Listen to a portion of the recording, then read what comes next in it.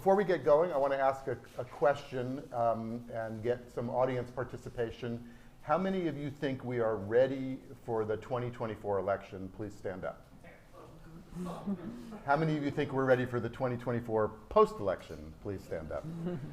How many of you wish we were a little bit more ready? Please stand up. Okay, we'll do this again at the end, and we'll see whether your ideas have changed. Let me just first bring in all of our guests. So starting here, David Becker, Center for Election Innovation and Research. And fun fact is he is a 2-time Jeopardy winner.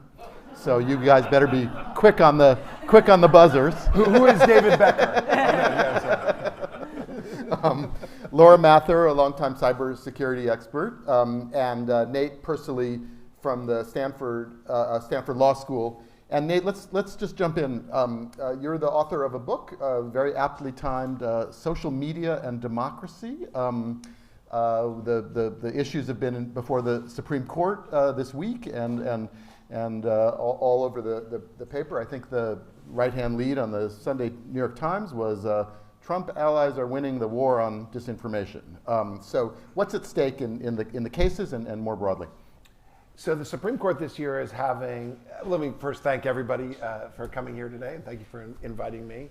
Thank you in particular to one of my son's teachers who's in the audience, who I'm not going to call out, except that he's going to be teaching him about the election next year, so I feel under considerable pressure here to get it right. So on what's happening in the Supreme Court right now, after a surprisingly sort of dormant period where the Supreme Court has not actually gotten involved in a lot of these internet speech cases, we have like this cornucopia of cases that have come before the Supreme Court this year. One about whether politicians can block people who are on their social media feeds. Actually, the Stanford Supreme Court Clinic litigated that case, and now we got a decision last week, which is kind of complicated. It says, yeah, they can block them in their personal capacity, but not if they're acting in the government capacity. Then there were the blockbuster cases this year, are what are known as the net choice cases, which are going to adjudicate whether the laws passed by Florida and Texas, which would force the platforms to carry candidate speech, journalistic speech, even if it violates their rules on hate speech, disinformation, things like that, whether that violates the platforms and other First Amendment rights. Those are the ones I really think to watch for. Then there's the ones that you mentioned on Monday, which is about what we call jawboning cases, which is what happens when the government either tries to coerce or very strongly suggest that social media companies should take down certain kinds of speech. It seemed like the justices were kind of skeptical of the plaintiffs' views in those cases. But just to zoom out a little bit about the significance of these cases, particularly the net choice cases, which are really about whether the state, in these cases Texas and Florida, can force platforms to carry certain kinds of content that violates their rules. At the same time that you're seeing this in states like Texas and Florida, who are worried about sort of liberal Californians who are moderating social media and suppressing conservative speech, you have developments in Europe, the Digital Services Act, which are going in the opposite direction and encouraging in many cases for platforms to take down certain kinds of speech.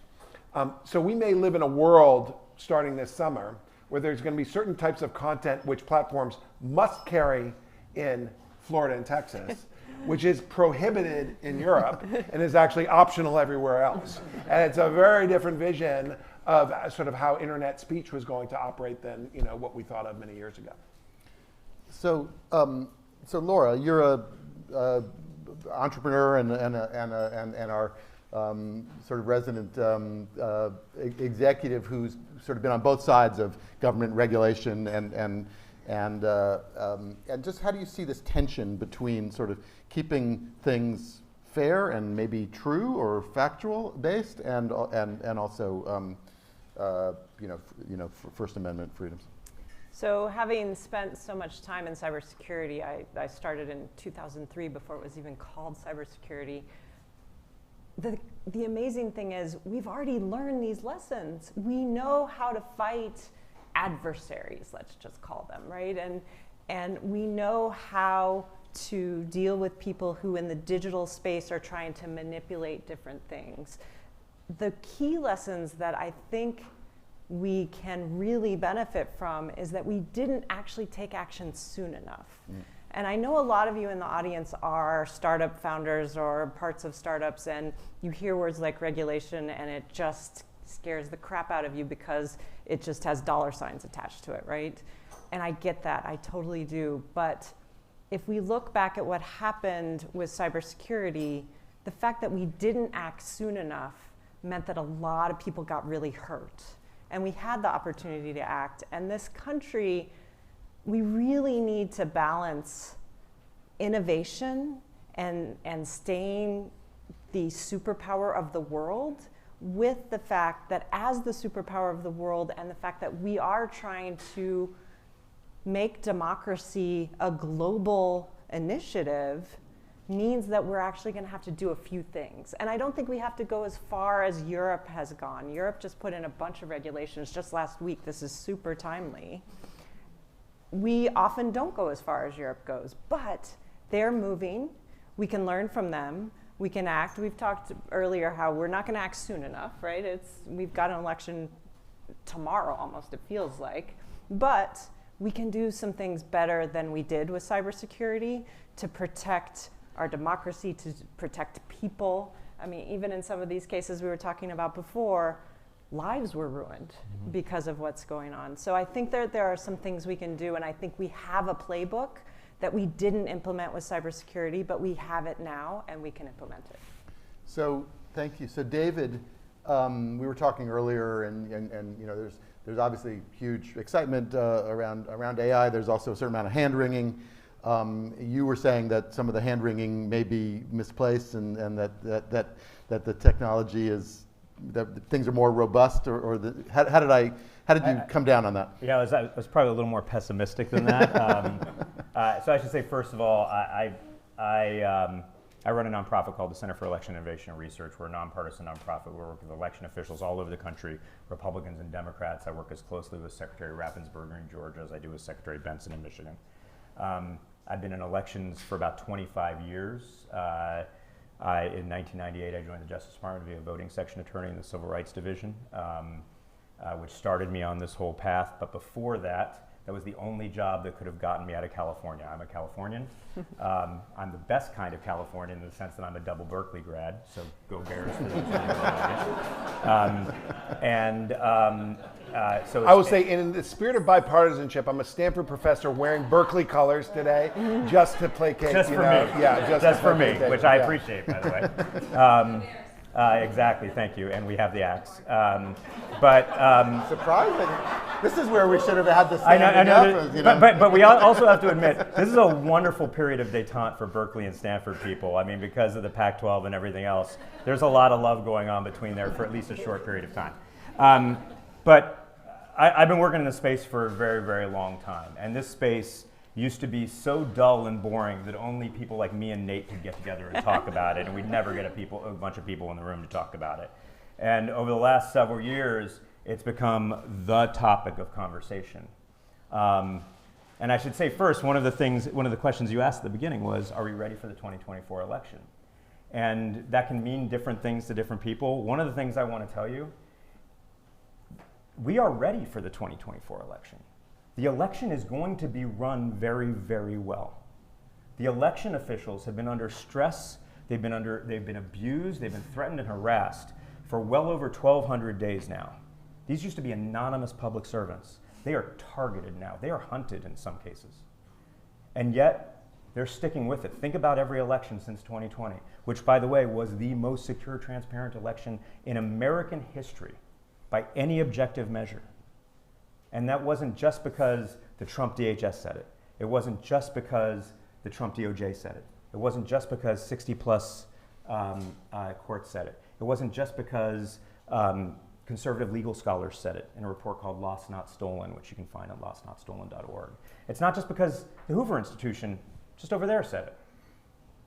It's because objectively it was true. We have more paper ballots that are verifiable, auditable than ever before. 95% of all voters in the United States vote on paper ballots, just like you do here in California. Every single battleground state has paper ballots. That was not true in 2016. 2016, large portions of Pennsylvania, Virginia, North Carolina, South Carolina, Georgia did not have paper ballots. All had paper in 2020. All of them were audited. Better voter lists than we've ever had before, more pre-election litigation than we've ever had before, confirming the rules, more post-election litigation than we've ever had before, confirming the results. And all of the work that was done in 2020 withstood the most intensive scrutiny that has ever been applied, certainly to any election in the United States, but possibly to any election in world history. Somehow, the election officials in this country, hundreds of thousands of public servants, managed the highest turnout in American history by a large margin, 20 million more ballots than we'd ever seen, in the middle of a global pandemic, and they showed their work, and their work withstood the scrutiny. It's remarkable.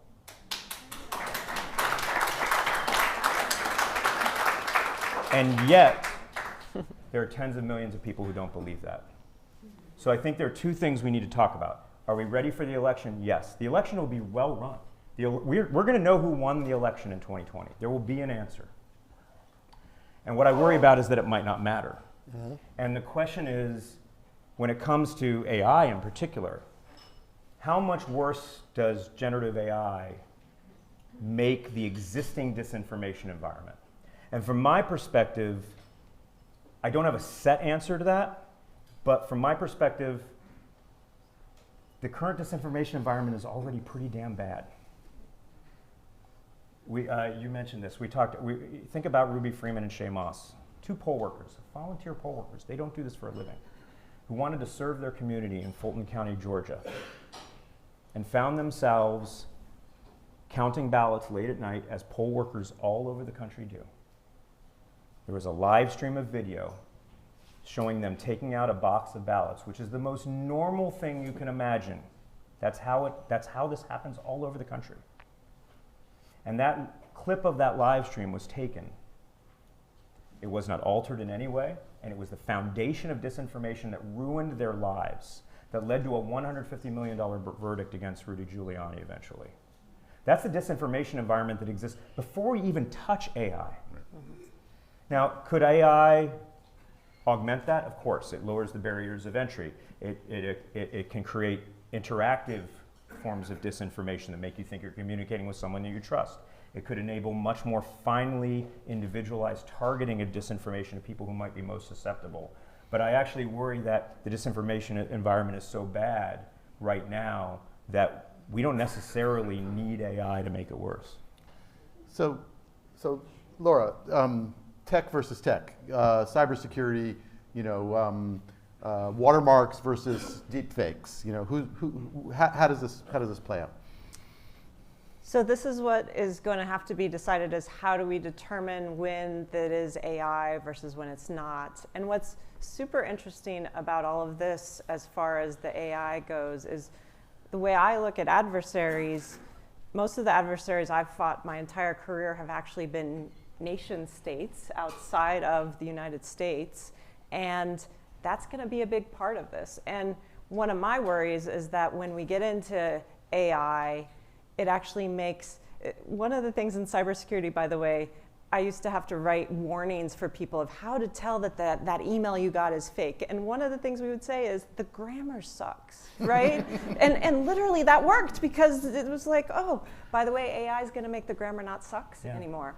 That's going to be a problem. It's going to make it easier for people to be sure that they have, they don't even need Grammarly anymore. The AI will do it for it. That scares me. So we've got to figure out how that's the place where it feels like it's just going to raise the bar a little bit, that the things we used to trust would work against these folks are not going to work as well anymore, and now they're just going to have tools that are going to make it a little bit easier for them. So we're going to have to find ways of making sure that when those tools are used, we know, and that I just want transparency, right? And that's, with images, it's a little bit easier if this image was altered. With text, it's a little harder, right? The Grammarly checked your text. Does that make it AI or not? Grammarly's AI based, right? So this gets really tricky. Sort of the same question, Nate, which is, social media, in its infancy was going to be this great, town hall, and everybody was going to have a say. It's turned into something else. How does it play out in this election? Well, so let me first talk about AI and then talk a little bit about the interaction with social media. So the model that we have in our mind of how AI is going to affect the election is that there will be some false image or deep fake that will drop, say, in October, and that will, say something about Trump or Biden, and then it'll persuade a certain number of voters to vote in a way, or either not to vote or to vote in a way that they otherwise wouldn't have. Just to change their behavior. Right. And so I agree with David that there's already, plenty of disinformation that's out there, and that you don't need deepfakes in order to engender some of this stuff. In fact, right now, there are hundreds of thousands of artificial videos that are out there for you to see. If you want, there is a 24-hour-a-day debate between avatars of Donald Trump and Joe Biden on Twitch right now. Go to Trump or Biden Twitch and on your phones, and you'll see. And you can throw it. It's sort of not safe for work because a lot of trolls are throwing in some kind of incendiary questions. But you can see what it looks like when you generate this false image. I mention that because the model that I was saying before is actually not the model that I'm worried about as much, that people are going to be persuaded by some of this false stuff. This is not to denigrate the possibility that there's going to be, like I said, hundreds of thousands of these kinds of things. The problem is that people are going to stop believing in true stuff. And so this is what we call, as social scientists, the liar's dividend. I run the Cyber Policy Center at Stanford, where we work on a lot of these issues. And so one of the things that those of us who've studied disinformation the last decade have learned is that people are actually getting a little bit better at detecting lies. They're getting worse at detecting truth. And the problem with deep fakes is that, and artificial and synthetic media generally, is that no matter what your social media feed looks like right now, and what it'll look like coming into the election. By the way, for most people, say on Facebook, a tiny, tiny share of your feed is actually political. All of you are weird in that you have a huge amount of politics in your feed. But for the average person, it's somewhere between 1% and 3% of their social media feed is anything that we might even call news, all right? And it's actually, Facebook has moved against having a lot of news in its news feed over the last 4 years. But of that amount of news, that tiny share, an even smaller share is going to be something, whether it's disinformation or synthetic media. The problem is the hysterical outrage related to deepfakes is now going to bleed over and cast doubt on the remaining 99% of your news feed. And so I'm very concerned about how people are going to be distrusting, messages from election officials, other kinds of more neutral stories about this election. And so I am concerned about the intersection between synthetic media and the social media platforms. But a lot of the story there is actually the transformation of what's happened in the social media industry since the last election. You cannot overstate the significance of what's happened at Twitter/X. It has changed the ground rules as to what we might call content moderation. For a lot of both good and bad reasons. We don't need to sort of litigate Elon here.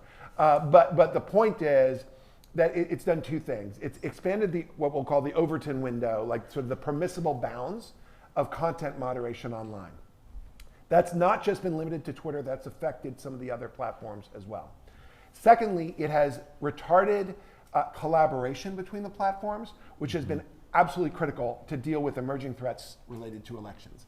And so a lot of that collaboration which existed in previous elections is now not going to be seen as we approach 2024, and so I'm quite concerned about that. Last point on the nexus between, say, synthetic media or actually AI and elections.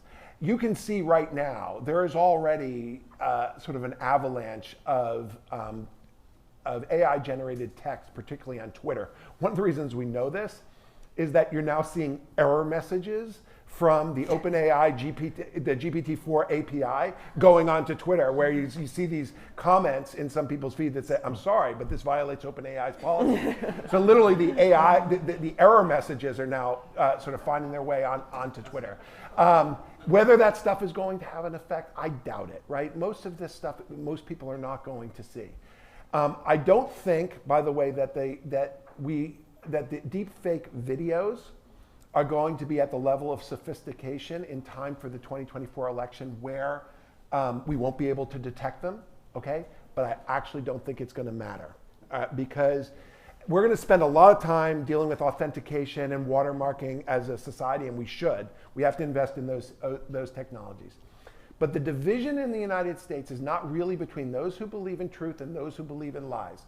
It's between those who believe in truth and those who believe the truth is irrelevant.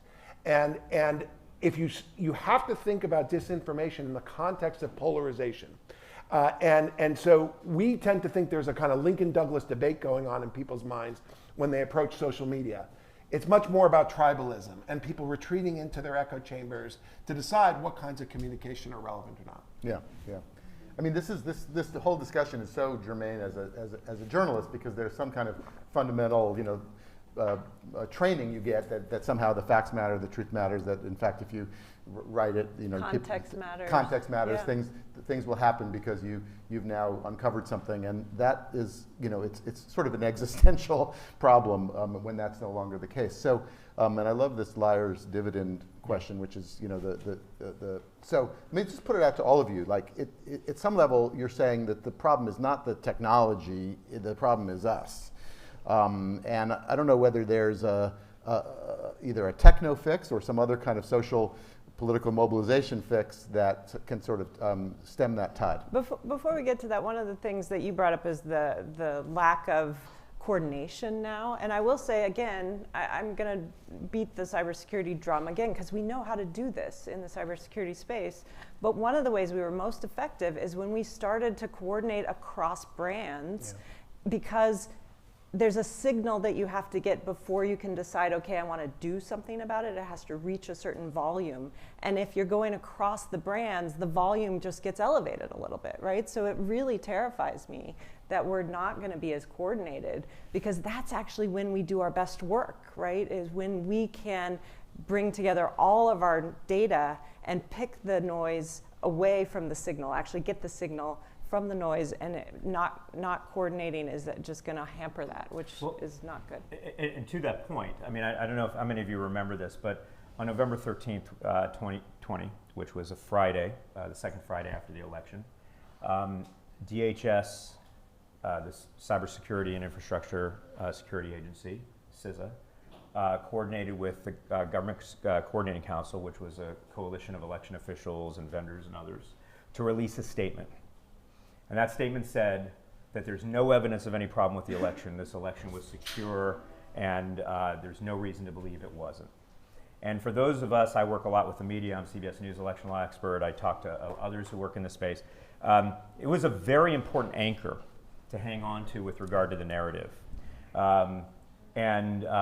Literally within less than 24 hours, Chris Krebs, who was the head of the CISA at the time, was fired by the president via tweet. That's not happening in 2024. That's not going to happen in all likelihood. There's no one coming to the rescue on disinformation. There's no, the disinformation environment is what it is. We're not going to see regulation. We're not going to see that level of coordination and partnership. So the question becomes, what do we do in light of that environment? And I actually think there are some things. I don't want to dominate this conversation. I think there are some things to be done. I'll just say really quickly, I look at it from the perspective of the voter all the time. My organization just released a report today. There was a story on NPR about it, on All Things Considered, about the availability of early and mail voting in the United States. Early and mail voting has spread greatly since 2000. In 2000, 60% of all voters in the United States had to vote on election day. About 40% had options to vote early. Today, that number is 97% have options to vote early. All but 4 states, Alabama, Mississippi, New Hampshire, and Delaware, have options to vote before election day. And if you think about, from the perspective of the voter who might be a target of disinformation, early voting makes them a moving target for that disinformation, because you have to get at them in close proximity to when they're actually going to vote to have that disinformation work, and to mitigate the ability and to avoid having mitigation of the correct information out there. And if you don't know when they're going to vote, that's really, really hard to do. And so what I'm advising people all across the country, I don't care how you choose to vote. There are people who like to vote by mail. There are people who, like me, like to vote early in person. However you choose, vote early. You inoculate yourself, and whatever disinformation comes after that point is irrelevant. That does not mean once the polls close, there's going to be another wave of disinformation that is different, that is designed to get us to distrust, and especially supporters of a losing candidate to trust the results. But at least with regard to voting behavior, we're going to see disinformation that's really designed not to get you to change your vote from one candidate to the next, but probably more likely to get you to decide that it's not worth voting.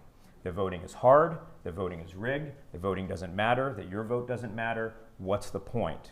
And we're going to see a lot of that. And by the way, a lot of it is not just going to come from domestic actors. It's going to come from foreign adversaries overseas who are highly invested in getting us to distrust that democracy can work for us. And again, the fact that if we do that, if we were to encourage everyone to vote way ahead of time and there is this moving target, which is fantastic, all it means is the adversaries have to up their noise, right? Because they have to get to you as often as possible when they don't know exactly when you're going to vote. That is a really good thing for the detection of the adversaries, of their attacks against us. And so I love that strategy. I think it actually helps us to find when there are bad actors, and it makes it easier to identify them and then take action. I've got a almost 18-year-old. This will be his first election. I know Pat does as well, and maybe others in here. I would say very good at detecting BS online. He gets all his news from TikTok, but seems to know a fair amount about what's going on somehow. On the other hand, as you said, and Dave as well, messages that intend to make you feel like your vote doesn't matter seem to have registered one way or another. I don't know whether that's a social media thing or a tech thing, but the notion that, oh, what does it matter, that something is happening out there. So what's the message to young people about how to think both about disinformation, but also think about their own agency? So you're right that young people tend to be digital natives, right? And so that they're able to suss out some of the wheat from the chaff here a little bit. I think that they're actually increasingly alienated by American democracy, and we're seeing this actually around the world, that younger cohorts are not necessarily running to say democracy is the best form of government. Look, you will see, it is always the case that younger voters tend to vote at lower rates than older voters. There's a social science explanation for this. A lot of this, most of it is because they're not registered. And it seems like, oh, okay, obvious. Let's go Taylor Swift, get them registered. But that's also true for most people. So close to 90% or 85% of Americans who are registered actually turn out to vote. And the reason that certain groups who are more mobile, right? So we make it more difficult to vote in the U.S. This has changed a little bit with some of these automatic voter registration states, but as a general rule, we put the burden on an individual to go and register to vote. Many other countries, the government does it for you. We're starting to do that in the U.S. But what that means is that since each time you move, you have to re-register to vote, then those types of populations that are least sort of geographically, those that are most mobile, and young people are going to be less likely to vote. That's kind of orthogonal to your basic question. In terms of disinformation and age, one of the things, we have a kind of rock solid finding among social scientists, which is that both the producers and consumers of disinformation are older. Okay, and it is a small share of the population that both is what we call the super spreaders of disinformation. That's true with respect to COVID, it's respect to elections, but as well as the consumers. And so it is not the case that most Americans, as I was saying before about the average social media feed, it's not the case that most Americans are inundated on their social media feeds with huge amounts of disinformation. However, tens of millions of Americans are. And so the real challenge, particularly if you work at one of the platforms, is trying to figure out what to do with what we call the tails of the distribution. These people who are in those echo chambers who are getting a lot of this false content, some of which they are seeking out, right? And so we can't, we tend to think of voters as these passive recipients of this kind of media. But what's happened because of the polarization in American society is that people are actually gravitating toward this kind of false content. I mean, David can support this. If you look at like the election conspiracy industry right now, right, there's a whole cadre of people who are just, this is all they're thinking about, right, is how everything is rigged and vote fraud. And that's true, of course, with the anti-vax and COVID world, QAnon, that there are these very concentrated groups of folks online and offline who have developed these kind of internet subcultures related to disinformation. If I can just add, so this is actually a really key point that I think sometimes we all inherently know it, but I don't know if we really process it. Disinformation leverages us based on confirmation bias. It targets you to validate beliefs, not to change beliefs. You are vulnerable to things that tell you you're right, that feed your sanctimony. And this is one of the things that I tell audiences all the time, because so much of this conversation that we often have around these spaces is the solutions are other people should change their behavior, right? Yeah. That's the easy thing to say. Gosh, if all the people who are denying elections and are insurrectionists would just change, we would all be better. Well, that's not a really effective strategy for change. The fact is, we have all been targeted for this. I do this for a living. Nate and Laura do this for a living. And I bet we've all found ourselves susceptible to this. I have had social media posts that I've gone and said, oh, for F's sake, and wanted to share it to because I was angry and I wanted other people to feel how angry and outraged I was. And fortunately, by the way, I recommend everyone do this, have a text buddy. Have someone that you can send the tweets that you don't want to tweet. That you need 5 minutes. I think we should start social media anonymous. This is really important because what they are trying, there is an industry, as Nate mentioned, that is built around, that people make money off of rage farming. They are farming your rage, and they are targeting not only us, not only the other side, they're targeting us. If you think about the people who are, we talked about this industry of people who are getting rich off of election denial and insurrection and lies around the election. Who are they targeting? They're targeting their own. They are fleecing their own flock. It is not Biden voters who are sending them $25 from their Social Security checks. It is Trump voters. They're the targets. But we also in this room, many of whom might not be in that group, we're also targets for that. Because this goes back to the liar's dividend, and it's associated with it. The adversaries that want to weaken American democracy, their first choice is to get a really favorable government. But honestly, a very, very close second is to have us completely divided and completely isolated and distrustful and unable to act. Yeah. And so they need to target those of us who oppose the authoritarians as well. So when you see social media that comes across your feed that makes you outraged, realize that's exactly the intent. That there are people getting rich off of that outrage you feel, and when you stop it there and you take a deep breath, you are foiling their plot. And I think it's one of the things that we really have to think about. And all of this just comes down to capitalism. I mean, it's the same manipulation that happens that gets the teenage girls looking at diet and body image stuff. It's the exact same serotonin drivers that make this happen. And Pat said, don't be super negative about Silicon Valley, but we as Silicon Valley actually, we bred this, not even for elections. We started this years ago with social media, and it was all about how can we keep people engaged? How can we get them to stay manipulated? Let's be honest. And again, I start companies, so I'm not against starting companies and I'm not against capitalism at all, but we need to understand that that's the underlying thing here, is that when we made it so that selling our data, selling our manipulated purchases. That's what started all this. Okay, so it's not about not being negative about Silicon Valley. It's just about not being negative. What I want to end on is one or two things that folks can do. You said, have a text buddy. So those. That's what he said. Yeah. Oh, you said that. Yeah. So those kind of very practical things that folks can do, or that you want to see happen. God, I'd be so sad if that's the one takeaway you all have from this. Well, that would make me so embarrassed. We can go up from there, and then I guess there's going to be some questions out here as well. So.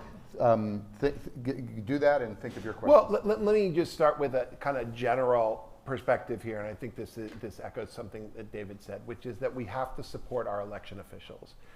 These people are on the front lines. As David said, they've historically been anonymous civil servants. We actually have had a record number of resignations. At least 1/3 of the election officials who will be running this election have never run a presidential election before. They have resigned. There's actually been disproportionate resignations in the battleground states. We need to do everything we can, whether it's through resources and giving to the nonprofits that help them, or whether it's supporting journalistic institutions like VoteBeat that kind of cover them, or whether it's volunteering as a poll worker wherever we are. We need to sort of take ownership of our democracy and help out the people who are on the front lines. So the way I see it, again, sitting here in the center of innovation, we are very anti-regulation, and I get that. I want us to realize we have to accept a little bit. We just do, because letting this run rampant is what got us here. It really did. And I get that we're not going to get it in place by November. Totally get that. That doesn't mean throw in the towel. It means we actually need to start now, because there's going to be the next election and the next one after that. So I just encourage you not to be super anti-regulation. It's all about innovation. I don't want to put my foot on the throat of innovation, not at all. But I do think it's important that we be willing to take a little bit just to protect who we are. We have found there are partisans on both sides, and this is not 50-50, so this is not a both sides are equal thing. It's not. But there are partisans and candidates and campaigns that think they can tweak election policy to benefit their party. By the way, that happens in California. Democrats do that in California.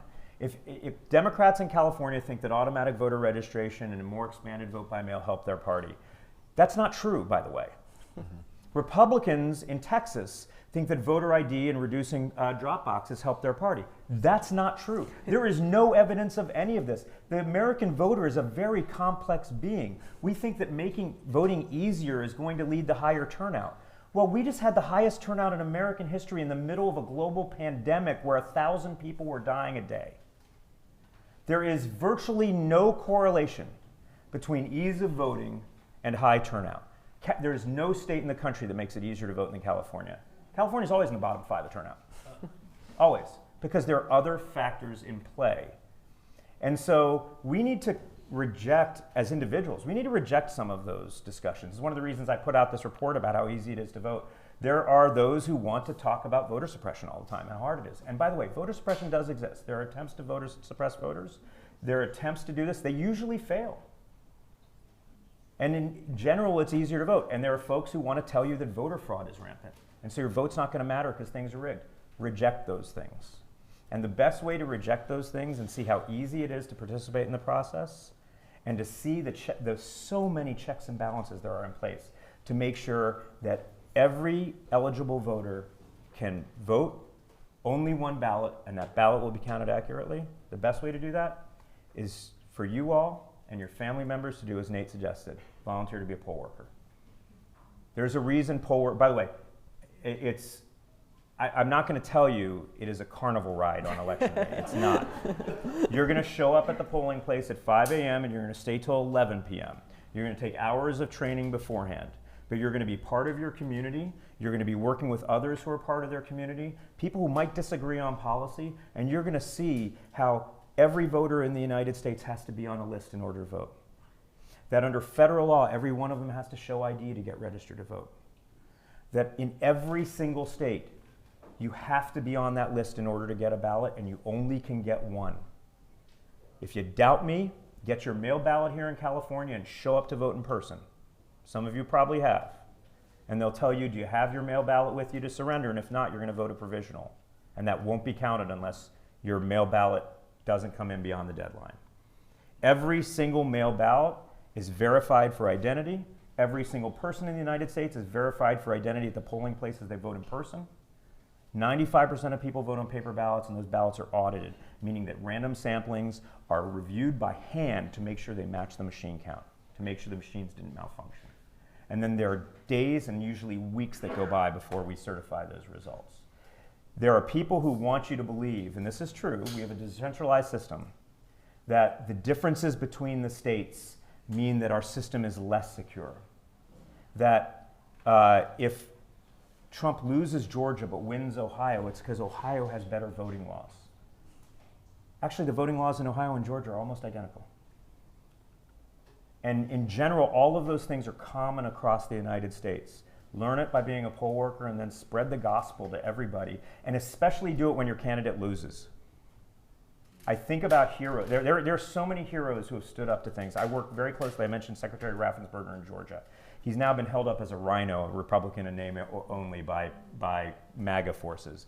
He's one of the most conservative Republicans in the country. I know him very, very well. I just hosted a panel with Maricopa County Supervisor named Bill Gates, the other Bill Gates, he calls himself.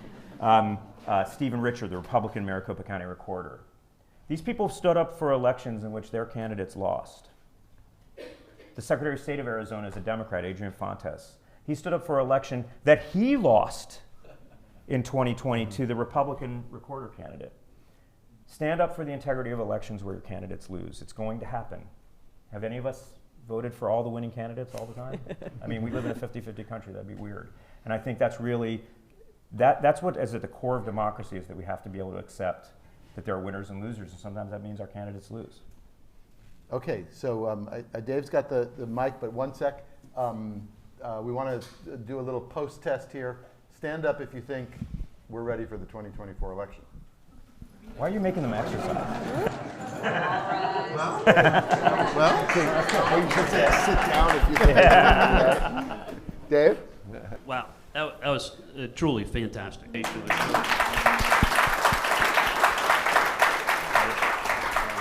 I can summarize, which is a really bad thing to do, you know, we started off at Nostera with a concept of we need to investigate truth and democracy.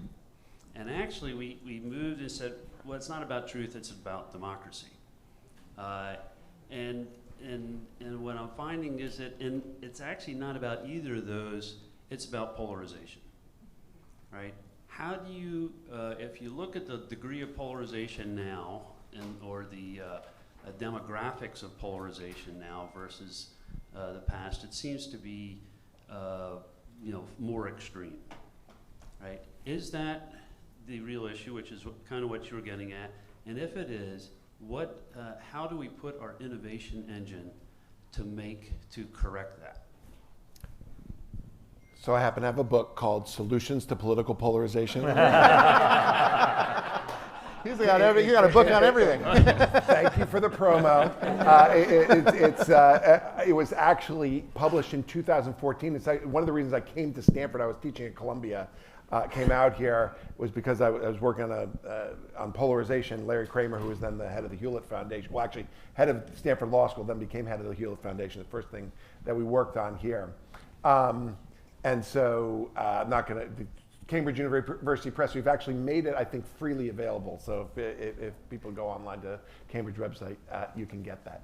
But one of the things that I say in the intro of that book, and it's an edited volume, is that we don't have a consistent definition about what we actually mean by polarization. All right, so polarization is not necessarily a bad thing. And if you go back 50 years, there was actually a committee of the American Political Science Association, which said the problem in the United States is that the parties are too similar to each other, and that what we really need is to be more like Britain.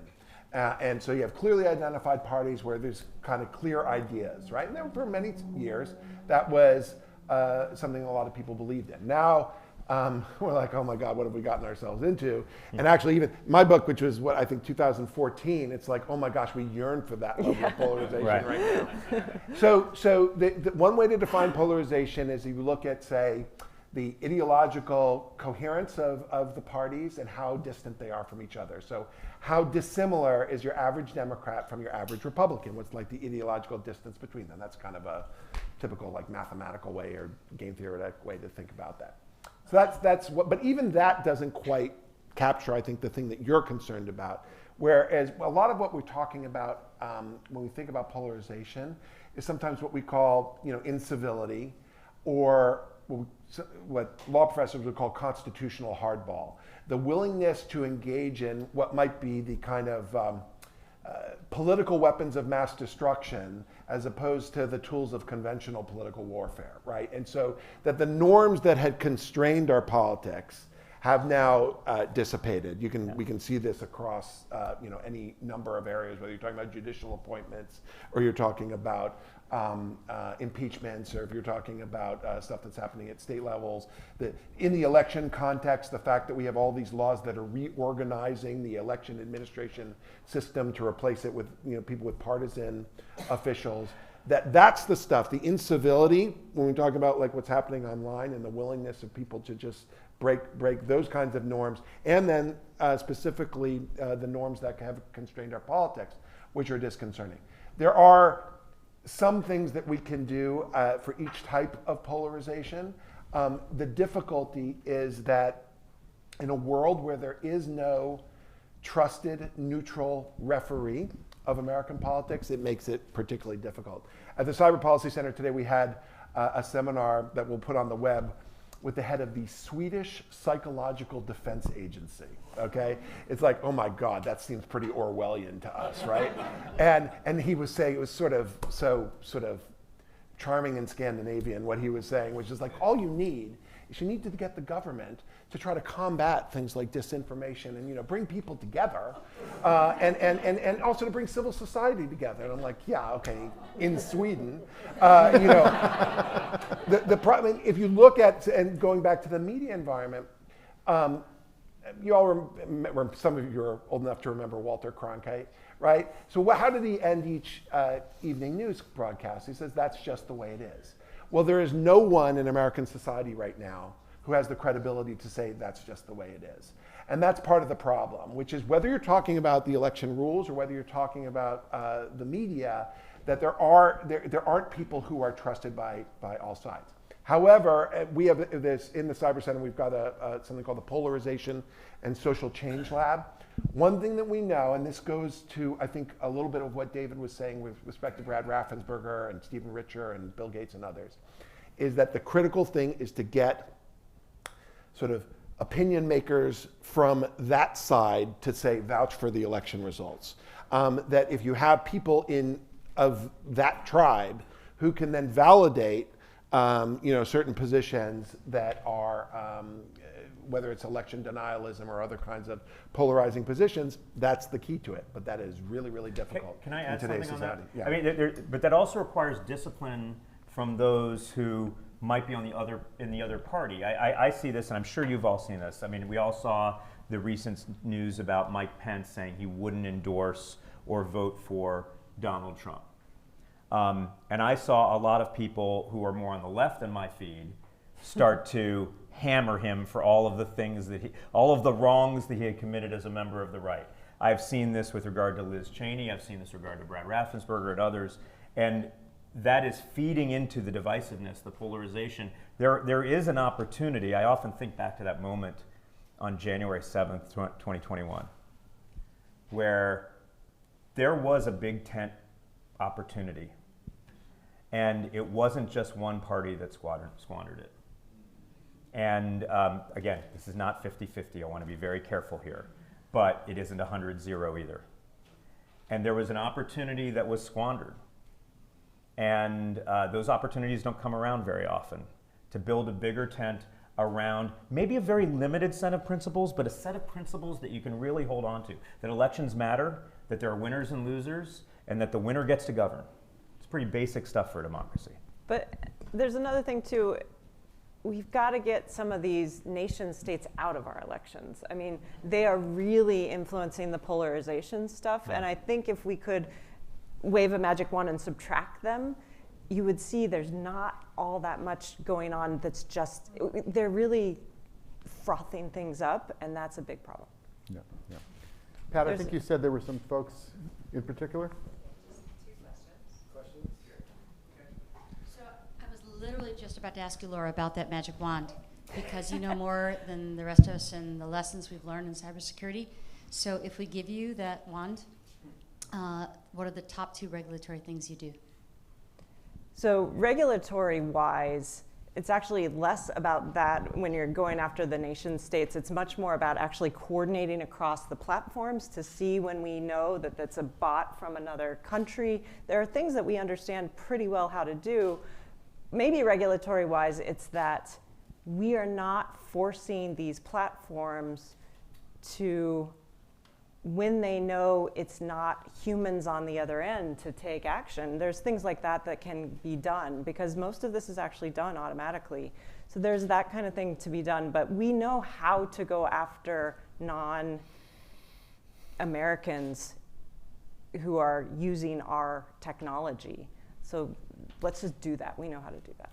Can I just say one by being a little professorial here for a second, which is that that most of the tactics that social media companies use in order to deal with disinformation actually are not based on the content of the communication. So you might think that what they're doing is, you know, like the sort of whole, because we pay a lot of attention to fact checking and all of that. Most of what they do is related to the behaviors surrounding the propagation of that content. And so, so bot networks, right? So Facebook takes down 4 billion accounts a year, all right? That is because most of it's economically motivated spam, some of it's state actors, that kind of stuff. When they see content that it has suspicious patterns to it, regardless of whether it's false or not, it's going to trigger some of the countermeasures. Now, the platforms have to be willing to maintain those countermeasures going forward, and the platforms are going to be differently situated with respect to whether they're going to have different incentives, right? Because the incentive is to show ads, or mostly to show ads, and content that gets engagement shows more ads. Yeah. That's a bad thing. Yeah. You want to pick? Oh. I have a mic. That makes it easy. Every time I hear something that is being done in Europe, it seems like it makes a lot of sense. For instance, I hear that if you say Nazi stuff in Germany, they take you to jail. Yes, there's free speech, but there are limits. It feels like there's no limits here, and we are wide open to Russia and China and other authoritarian regimes that just don't allow it. So when we're talking about like regulating Facebook, if they have all this technology, why did Zuckerberg come out some months ago, I think it was, I remember reading, and he said, we're going to allow disinformation because it's free speech. I mean, what is to be done here? This is one of the original creative tensions. That so there's a lot at work in what you're saying. So the first is the United States is out on a limb when it comes to protected expression, right? So that when it comes to free speech, that we are sort of at one end of the pole internationally. So Nazis have the right to march in Skokie in the United States. We've got court cases on that. Germany, of course, takes a different view, as does most of the world. That's true with respect to incitement. That's true with respect to hate speech. Hate speech, by the way, is protected in the United States. I've been having this debate, trying to evangelize so people understand this, particularly given what's happening on college campuses. Hate speech is protected speech in the United States. There's not like a category of speech called hate speech that is somehow unprotected. The Supreme Court has made that clear time and again. And that's true with respect to all kinds of other content that libelous, take like the rules relating to libel. You look at Britain, they're much more restrictive on that. So that's the law. Then there's the question of, well, what about the content on the platforms? And the truth is, if you look at the community standards of Facebook, if you legislated them in California or federal government, they would all be unconstitutional. All right? That's true with their obscenity standards, nudity, bullying, Holocaust denial, any of the disinformation stuff, all of the hate speech rules, and they have elaborate hate speech rules that they deal with. Disinformation they deal with in a very particular way. Most of the platforms do. They had a rule that after the 2020 election, that election denialism, in addition to other kinds of disinformation related to the mechanics of voting, saying, for example, that you can text your vote or that you can vote on a Wednesday instead of a Tuesday, that violated their standards. They had some specific rules on that. And then that also fed into the election denialism related to 2020. All of the platforms have removed those guardrails about election denialism from 2020. So that's true for YouTube as well as it is for Facebook and Twitter. And part of the problem here, not to be, I mean, there's probably some folks who work at the firms, but to be a little sympathetic here, how do you become the referees of speech online when disinformation is so central to the campaigns right now? I mean, it seems like they should take a stand, right, and say, all right, no, anytime one of the candidates is denying the outcome of the 2020 election, that we should go after it. Same thing with prospective disinformation. But this is an election which is about, in some ways, whether you believe a lie or not. And that is a very strange position for these platforms to be in, whereas when they're trying to also not get the rage, which they've been on the receiving end of, related to alleged censorship. But can I add, though, that that's part of the plan. The plan is to tie us up in a conundrum where we're having to argue because we all have an inherent desire to be fair. And I work in the nonpartisan space. I want to be fair to both parties. And if one side is saying 1 + 1 = 2, and the other side is saying 1 + 1 = green, they want us to portray both of those, or this is the two sides of the story. And I really feel very strongly, and I'm not speaking from the platform's perspective because I think that's really difficult. I want to acknowledge this, but I'm more speaking from the perspective of all of us as citizens. And I work with the media a lot, and the media feels this too. The media almost self-censors, and some of us, I've seen people self-censor because they don't want to be perceived as putting their finger on the scale for one party or the other. And I understand that entirely, except what happens when some of the messages, not all, but some of the messages coming from one party are not rationally related to reality. And I believe that the only way, I mean, we have to say we're going, I mean, I elevate the voices of rational, principled Republicans all the time, and there are many of them, by the way. People who've honestly suffered a lot more than Democrats in many cases. When we talk about turnover amongst election officials, people often don't think this. The people who are suffering most are Republican election officials in red counties. If you're here in California, as you are, read up on Shasta County, California, what's happening up there right now. That's what the reality is. But we cannot retreat from the truth, even if it means that will be used against us in some way to try to portray us as being partisan. We're really just partisans for the truth. Yeah, I want to emphasize, I agree with that for all of us, that if you are in the platforms right now and you are facing allegations about what you did with respect to the Hunter Biden laptop story, and you are now coming into the 2024 election, and you get a piece of content where you're not 100% sure as to whether it's true or not, what do you do? And that's the conundrum that they are in. And again, none of this is both side thing, right? You sort of see where I'm coming from on this. But we just did a study with NYU where we gave, for about 4 or 5 months, we gave 90 average people and 6 professional fact checkers the trending stories on a left-wing publication, right-wing publication, kind of a trashy disinformation publication, and a middle-of-the-road publication. And we found that in the 24 to 48 hours after these were fresh news items, that people were really bad in figuring out whether something was true or not. All right, and the professional fact checkers were better, but not great. They divided quite often, and that's the election conundrum, right? It's not enough to have to go and fact check, whether there's a flat Earth or whether the moon landing was fake, right? None of that is terribly interesting. It's about whether in the wild, at the time that it matters, whether you can get, whether you can do fact checking in a way that will be trustworthy. And the difficulty is that, you know, this stuff goes so viral so quickly that if you wait 48 hours before you end up trying to go after it. That's one of the reasons why focusing on the network, why they look at less at the content and looking at the signals from the way this stuff is propagated. It's like, all right, there's something suspicious here, whether it's foreign actors or other kinds of indicia that suggest that it's part of an influence operation. Yeah, and so that's the way you have to do it. Yeah. It's less about the content of the thing and more about where is it actually originating and who is originating it. You've got the mic. Quick question. First of all, thank you. This is terrific tonight.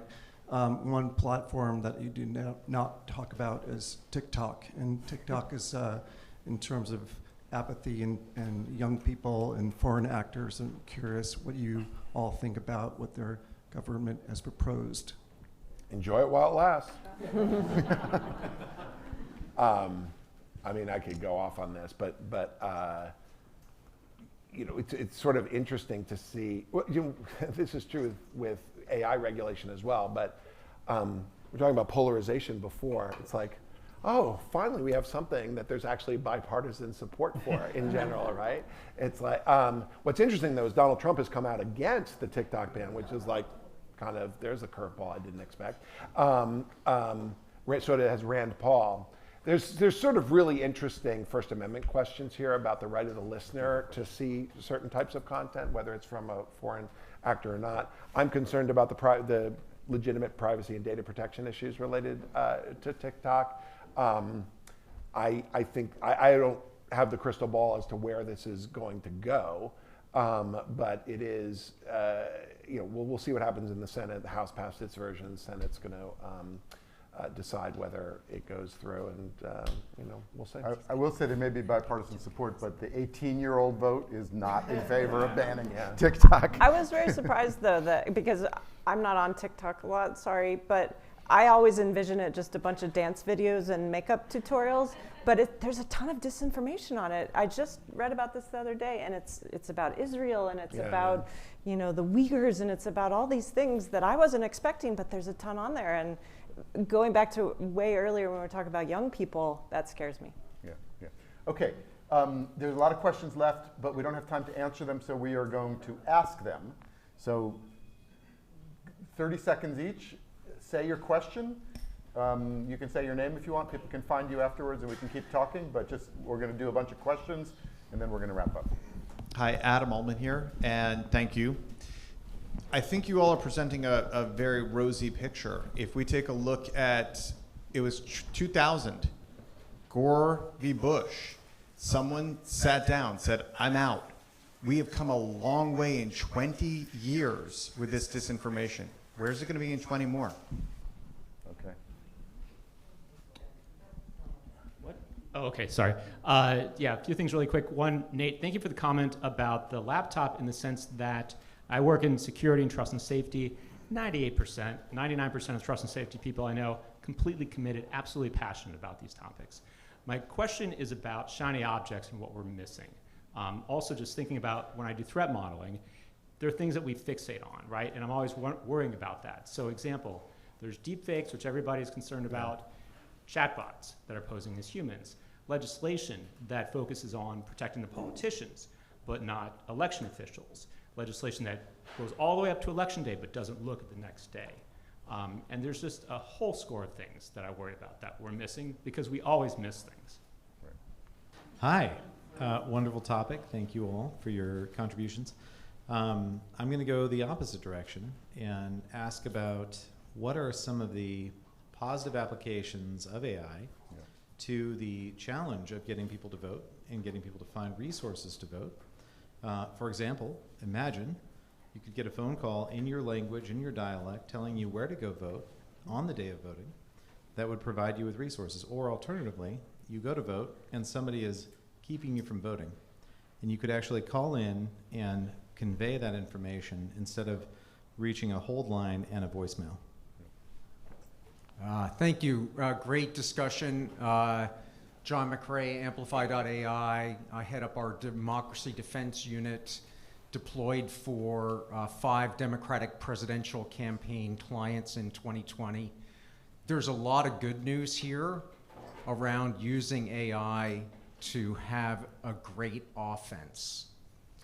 Conversational AI can engage with voters at superhuman scale across the political spectrum. We have a database of over 500,000 conversations with Trump supporters who just wanted to be heard. If anyone is interested in how this could apply in the current cycle, come see me later. No questions, sorry, just a plug. At least you're honest here. One of the interesting things about cybersecurity landscape is most of the threats, ransomware, et cetera, are coming from nation states or organized syndicates outside of the US, because there's a legal construct here in the US where you're held liable and you can be tracked down. In this situation, there's a rich pool, bottomless pool of disinformation that's being created inside the US, and it's completely legal, and if anything, it's just becoming more and more accelerated as it becomes more and more effective. So one of the questions I have is, has it been empirically demonstrated how much of the threat is outside coming in versus how much of it is domestically created, whether it's accelerated by AI or just amplified through human beings? That's my question. Thank you. Great. One more? No? Okay. Okay, awesome. Thanks so much to this panel. Thank you to David Banks for your excellent moderation. Thank you very much, and thank you, CANOPY, for hosting us tonight.